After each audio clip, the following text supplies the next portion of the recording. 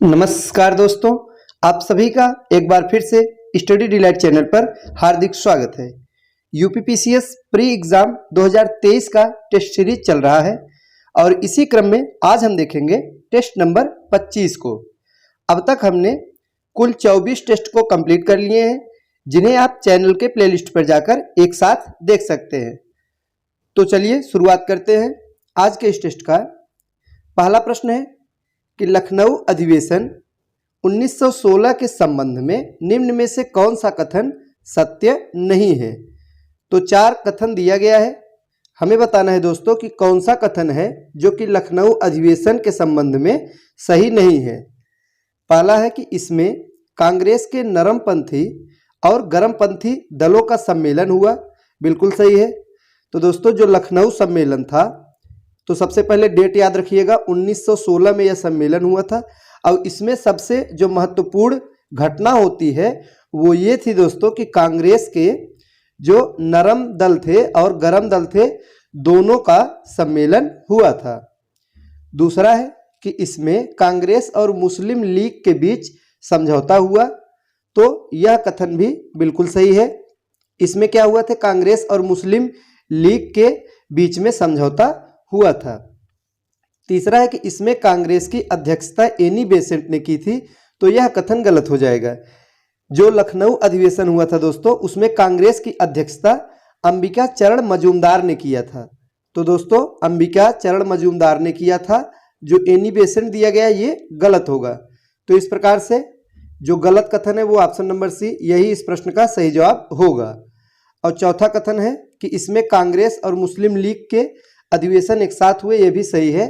तो कौन सा कथन है जो गलत है, वो है ऑप्शन नंबर सी। अब हम देखेंगे अगला प्रश्न।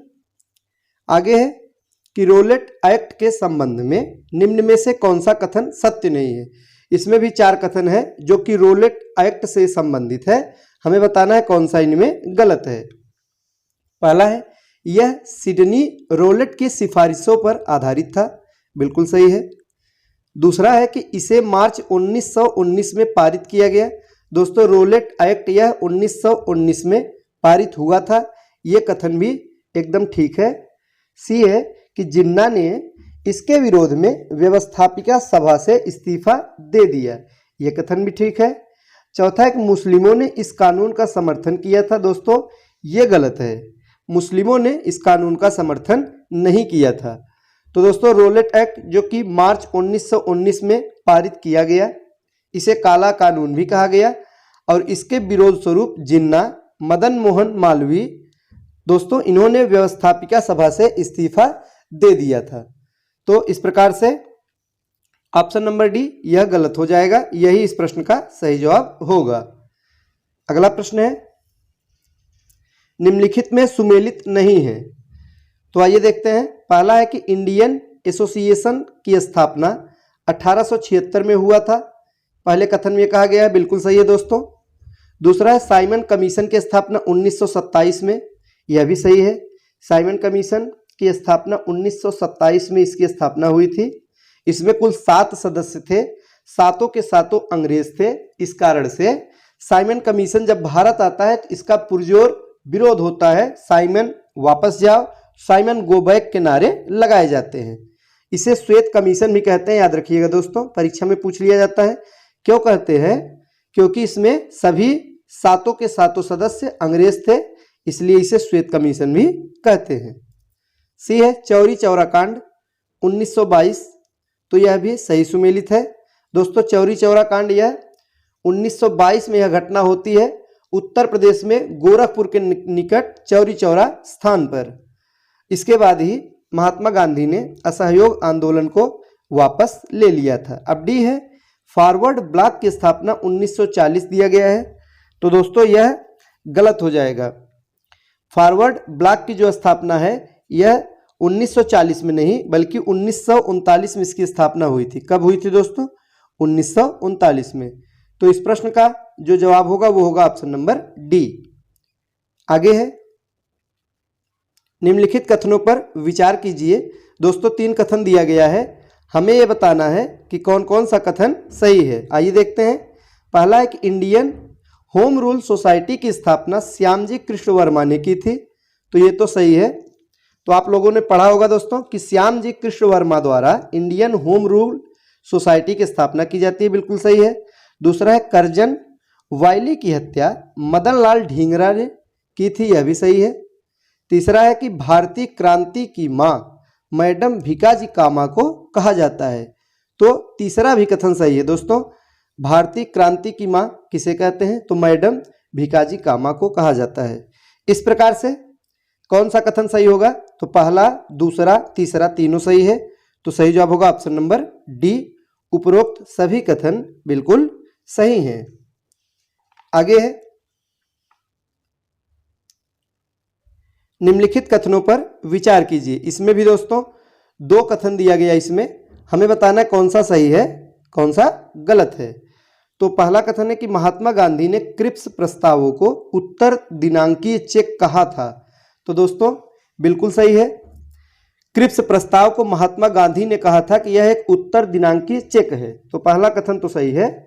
दूसरा है कि मुस्लिम लीग ने क्रिप्स प्रस्तावों का समर्थन किया था। तो दोस्तों ये गलत है। मुस्लिम लीग ने समर्थन नहीं किया था बल्कि आलोचना की थी, क्योंकि इसमें सांप्रदायिक आधार पर देश के विभाजन की बात नहीं मानी गई थी। तो दूसरा वाला गलत है। तो सही जवाब कौन सा होगा? ऑप्शन नंबर ए, यानी केवल एक। पहला कथन बिल्कुल सही है। अगला प्रश्न है, देश के विभाजन पर निम्नलिखित में से किसने कहा था कि हमारे आंदोलन को भेड़ियों के आगे फेंक दिया गया है? महत्वपूर्ण है। तो दोस्तों यह किसने कहा था? तो यह जो कथन है यह खान अब्दुल गफ्फार खां का है। सही जवाब होगा ऑप्शन नंबर डी। तो दोस्तों खान अब्दुल गफ्फार खां का नाम आया है, तो इनके बारे में एक प्रश्न पूछा जाता है।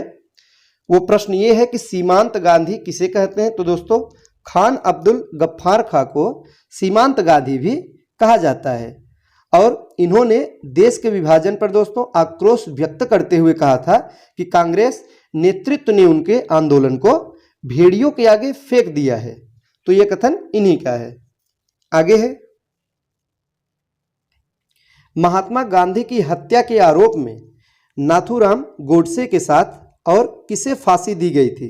महत्वपूर्ण प्रश्न है। तो दोस्तों नाथूराम गोडसे के बारे में तो ज्यादातर लोग जानते हैं, लेकिन गोडसे के साथ किसे फांसी दी गई थी ये प्रश्न पूछा गया है। तो सही जवाब होगा option number B, Narayan Apte को। किसे दिया गया था दोस्तों?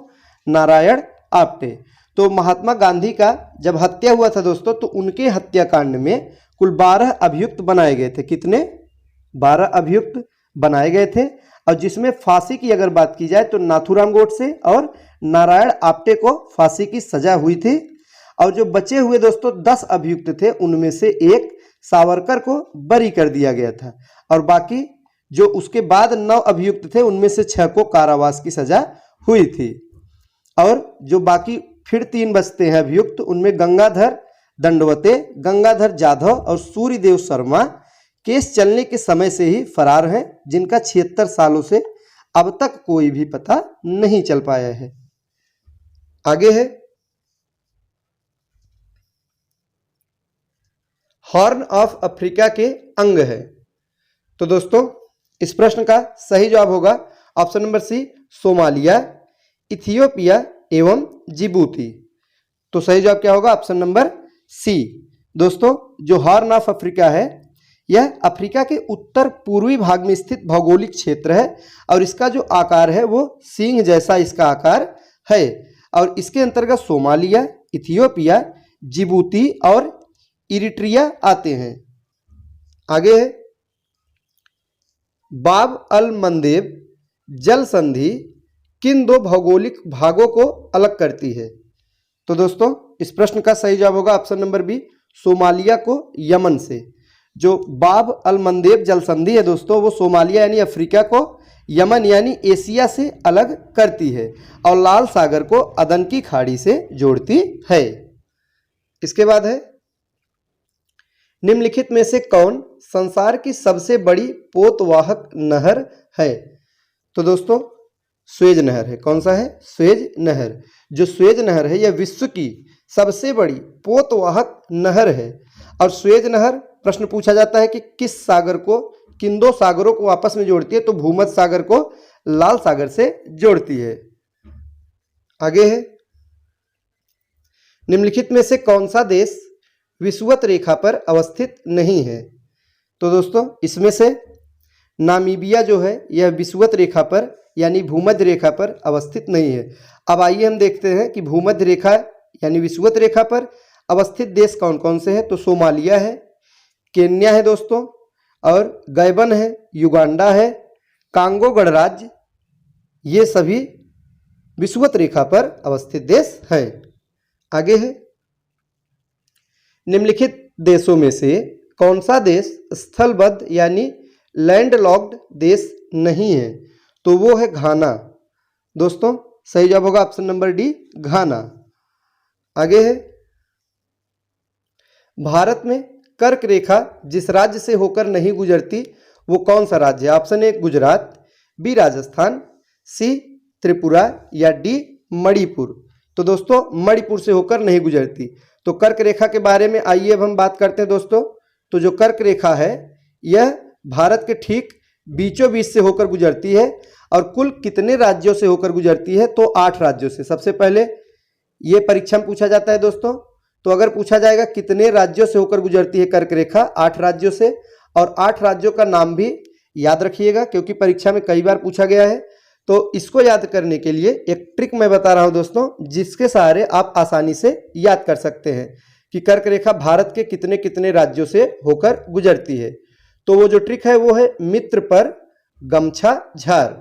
दोस्तों बहुत ही सरल ट्रिक है, अब आसानी से याद हो जाएगा। दोस्तों मी से मिजोरम से होकर कर्क रेखा गुजरती है, त्र से त्रिपुरा, प से पश्चिम बंगाल, र से राजस्थान है, ग से गुजरात हो जाएगा, म से मध्य प्रदेश, छ से छत्तीसगढ़ और झार से झारखंड। तो इस प्रकार से मित्र पर गमछा झार इस ट्रिक से आप 8 राज्यों के नाम याद रख सकते हैं जहां से कर्क रेखा गुजरती है। आगे है, निम्नलिखित में से किस राज्य की सीमा बांग्लादेश से नहीं मिलती? तो आइए देखते हैं वो कौन सा राज्य है जिसकी सीमा बांग्लादेश से नहीं मिलती है। तो वो है मणिपुर। सही जवाब होगा ऑप्शन नंबर सी, मणिपुर। आगे है, निम्नलिखित में से कौन सी पर्वत श्रेणी ट्रांस हिमालय में सम्मिलित नहीं है? तो दोस्तों शिवालिक श्रेणी। सही जवाब क्या होगा? ऑप्शन नंबर सी, शिवालिक श्रेणी। अब ट्रांस हिमालय के बारे में बात करेंगे दोस्तों। ट्रांस हिमालय में काराकोरम श्रेणी है, लद्दाख श्रेणी, जास्कर श्रेणी एवं कैलाश श्रेणी को शामिल किया गया है। तो शिवालिक श्रेणी इनमें नहीं आती। तो दोस्तों ये थे आज के महत्वपूर्ण प्रश्न। वीडियो अच्छा लगा हो तो लाइक करें। मिलते हैं हम अगले वीडियो में कुछ नए नए प्रश्नों के साथ। तब तक के लिए नमस्कार।